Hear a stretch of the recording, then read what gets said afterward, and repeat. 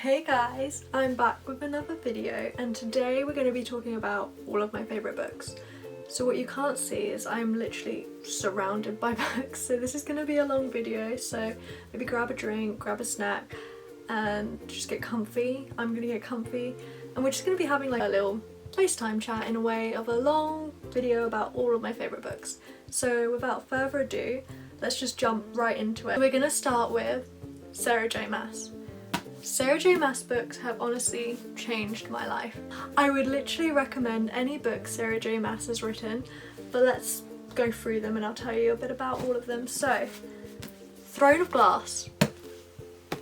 Here she is in all her glory. And we also have Crown of Midnight. This is the book that made me want to continue the series. So, Throne of Glass. We are following Selena Saradothian.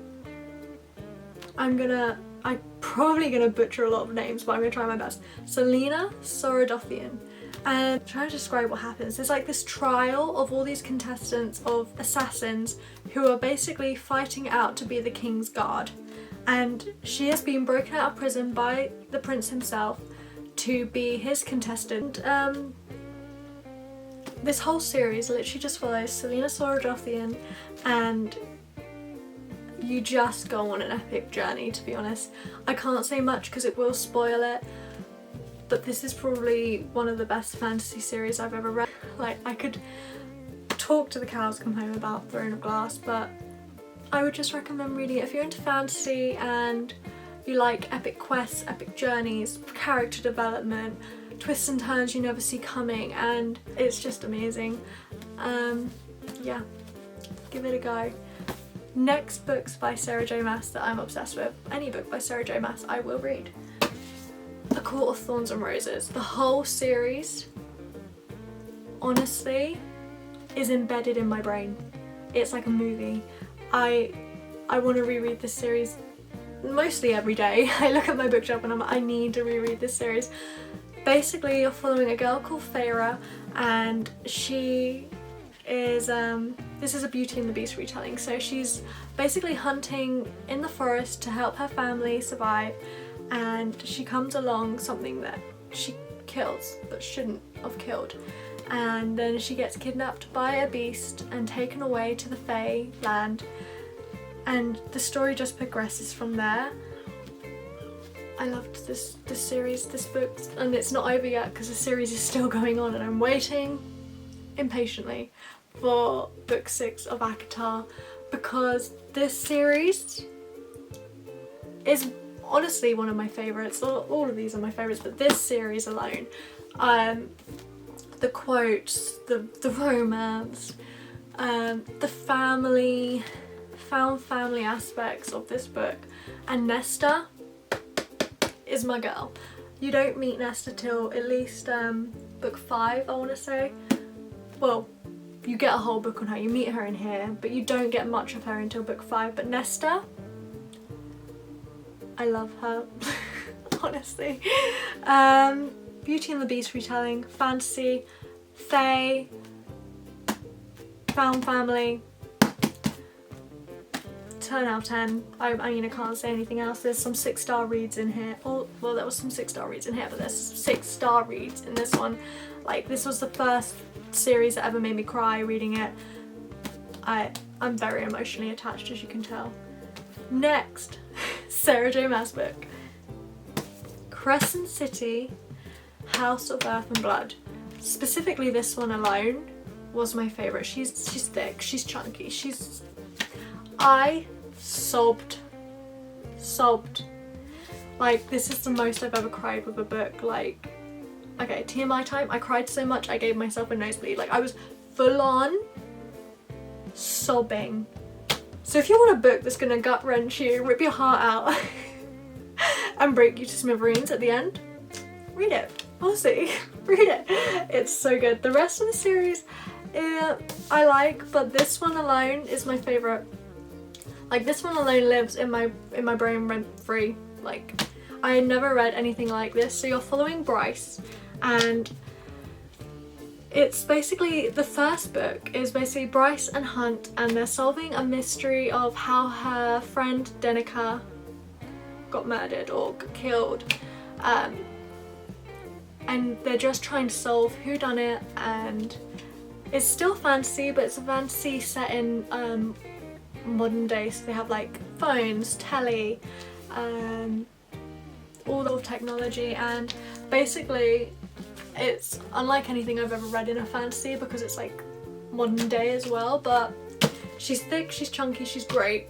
And Sarah J Maas just writes empowering women like no one else I've ever read. Like, the strong women in these series honestly have changed my life. Like, I look up to all of these book characters, and these books will change your life if you read them. Yes, they're fantasy, but there's romance, there's subplots of romance, there's found family, there's a bit in it for everyone, and honestly, love. Okay, next. Series that I don't think people talk about enough. I love it, and it makes me so happy reading it. It's my comfort read, and I reread it at least every Christmas because I give myself December to reread my favourite books. We have the Carry On series by Rainbow Rowell, and every single book of this series is 10 out of 10. Like, I just cannot with these books. Simon Snow and Bastilian. Oh! So, basically this one, I like to describe it as a Harry Potter style fanfic. If Harry and Draco got together, that's the only thing that lives in my head when I think of these books. But basically you're following Simon Snow, who's a wizard, and it's his last year going back to wizard school, and his arch nemesis, Bastilian, has gone missing, and basically he's just trying to figure out what's happened to him and what's going on behind the scenes of that world. And then you follow them through their lives. I need more books from these, but I don't think she's gonna write anymore. And just seeing what they get up to, like, I love this one as well because the characters are so relatable in this book about how, like, growing up and leaving school and how you feel after all those things, and then like moving out. These books, they go on a road trip on this one. It's just like epitome of like life experiences, and I don't think this series is talked about enough, so give it a go if that sounds like something you'd enjoy. It's LGBTQ and I love it. I love it. Next, we have the book that got me back into reading. In lockdown, I picked up this book. I had a stack of books on my bookshelf that I hadn't read in ages. To read Shatter Me by Tierra Maffei. I also have the special edition on my bookshelf. It had me in a chokehold in lockdown. Like, I can ask my brother. I was ordering book after book after book after book. Every time I finished one, I would need the next one. It was like a drug. Like, I would just constantly need it. So, in this book, you follow Juliet. I want to say Faraz. Her last name is very hard to say. But you follow Juliet, and she has been put in prison for nearly a year, and you're trying to figure out why. And honestly, it's dystopian. There's powers in it later on in the series. I don't think that's a spoiler. I think of how I can describe this book to make you want to read it as much as I loved this book. But there's so much that happens. It's like a 9-book series that it's hard to put it all into one. So yeah, I'm just gonna say dystopian, powers, strong women fighting back against the re-establishment who have put her in prison, and there's romance, there's friendship, there's anything you can think of will probably be in this book. Like, it's 9 books.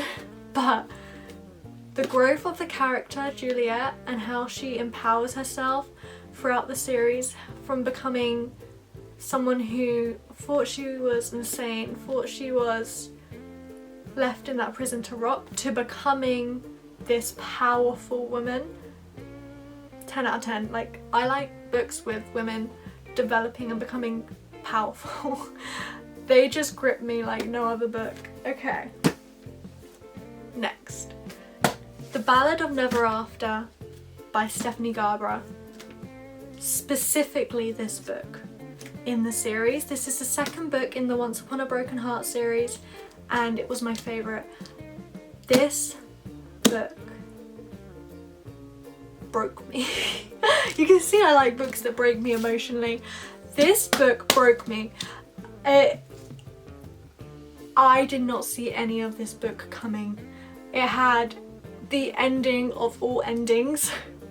But basically, I'll give you a little context. In the Once Upon a Broken Heart series, you're following Evangeline Fox, and she was engaged to this man, I think his name was Luke, and he then fell in love with her sister. So she goes to the Prince of Hearts, Jack's, his church, prays to him and says, I will do anything to make him fall in love with me again. And then that's how you meet Jax, and he gives her 3 heart tattoos on her arm which require 3 kisses that he can willingly take and tell her to give at any point in the story. And basically you follow them along the journey. But this book, I can't tell you what happens because that would be spoiling it, and this book should not be spoiled for anyone. But you follow Jax and Evangeline through their journey, there's enemies to lovers, there's what other tropes is there? There's vampires, there's, honestly, Stephanie Garber,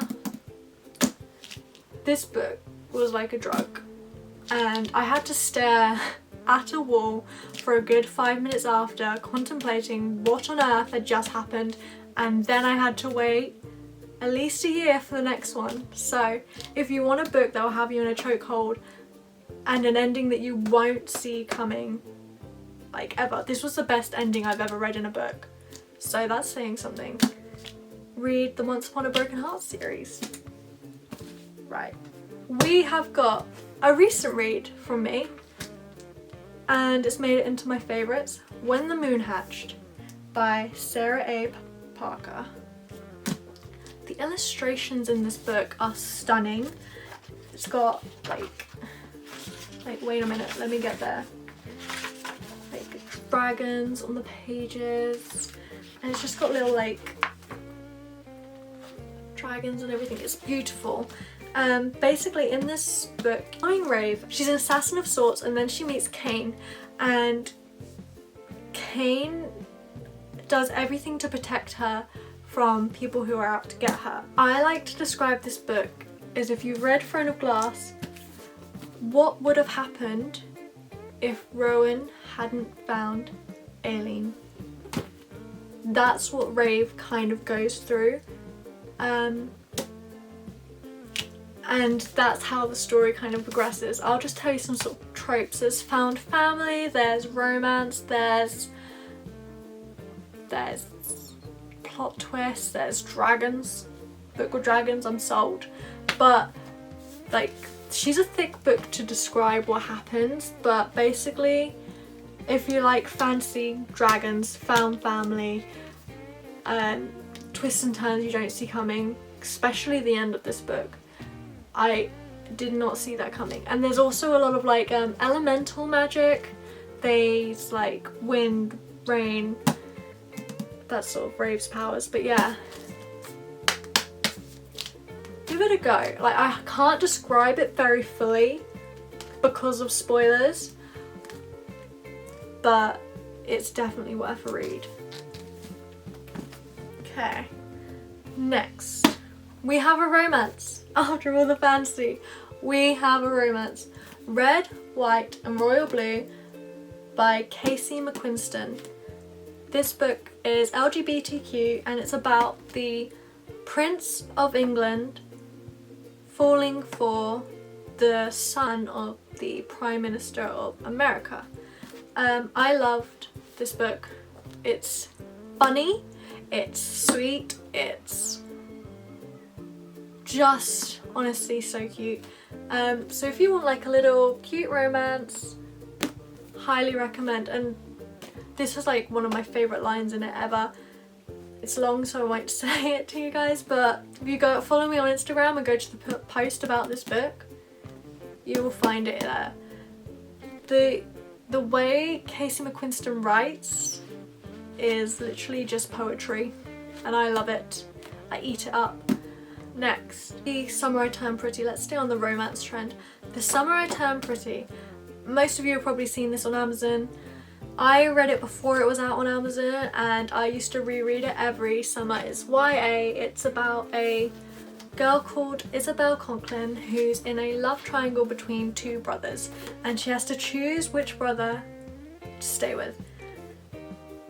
I just loved this book. Like, I read it when I was a teenager, and the things Belly goes through is literally just how you become a young woman and going through that and all of her experiences, and I loved it.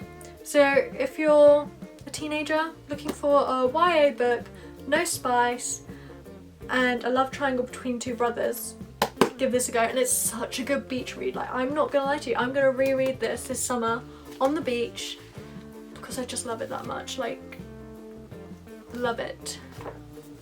And bonus, they have an Amazon Prime series, so if you haven't watched that, you can watch it as you read the books. Who doesn't love watching their favourite book turned into a TV adaptation? Because I know I did, and I cry at it every time I watch it, so there's that.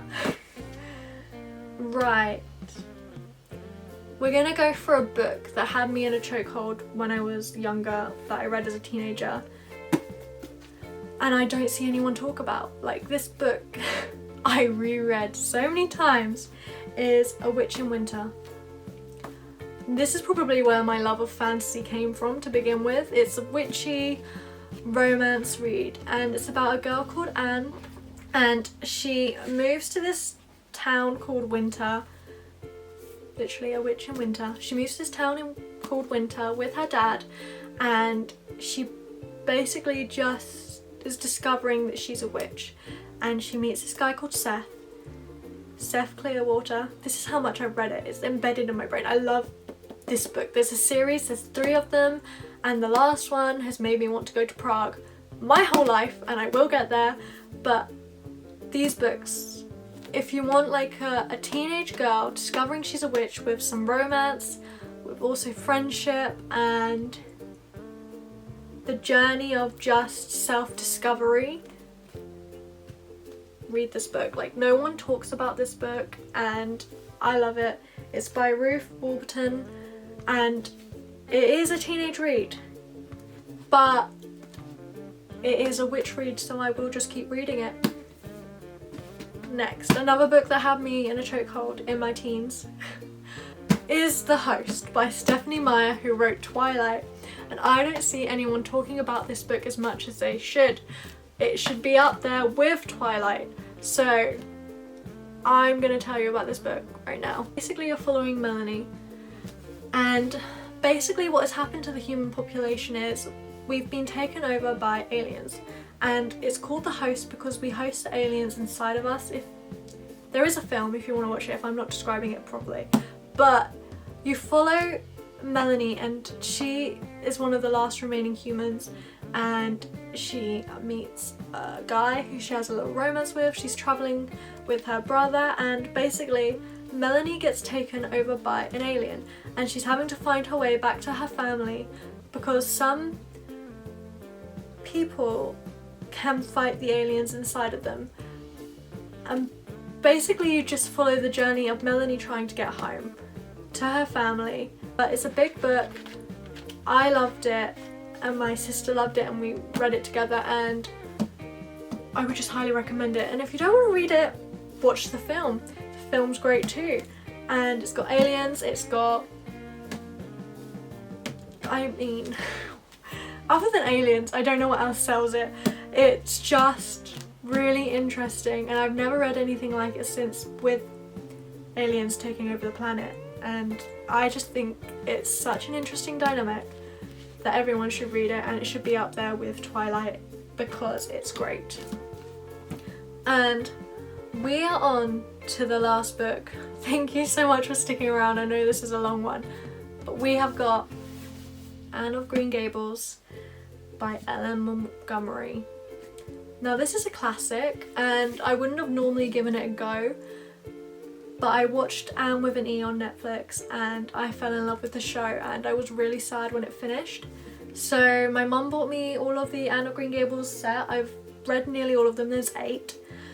But this one specifically, the first one, is so cute. You're just following a girl called Anne who has been in an orphanage, and she's been taken to this family of their sister and their brother who are trying to run their farm, but they're getting a bit older and they need help. So they hire a farmhand and they're expecting a boy, but they get Anne. And it's so cute because she's a young girl discovering the world outside of the orphanage for the first time. She's seeing life with only positivity, like anything was better than what she had, and she is just a ray of sunshine. Like, Anne is so happy all the time and it just makes me happy, and every time I read one of Anne's books it feels like coming back to a friend and sitting down with a cup of tea. Like, it's a comfort.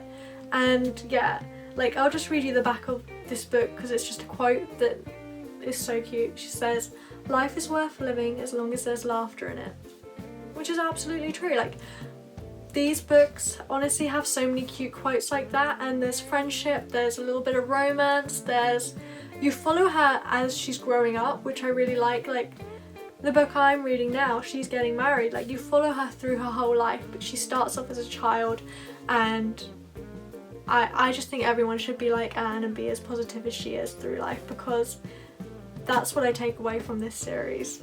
And that's our last book. Surrounded by books now, but thank you so much for watching. I hope you at least took away one recommendation and enjoyed seeing all of my favourite books that have stuck with me and that will continue to stick with me, and I hope maybe in a year's time there's some more favourites that I can show you that have become my like top tier 6-star reads. Thanks again guys, and I'll see you again soon. Bye!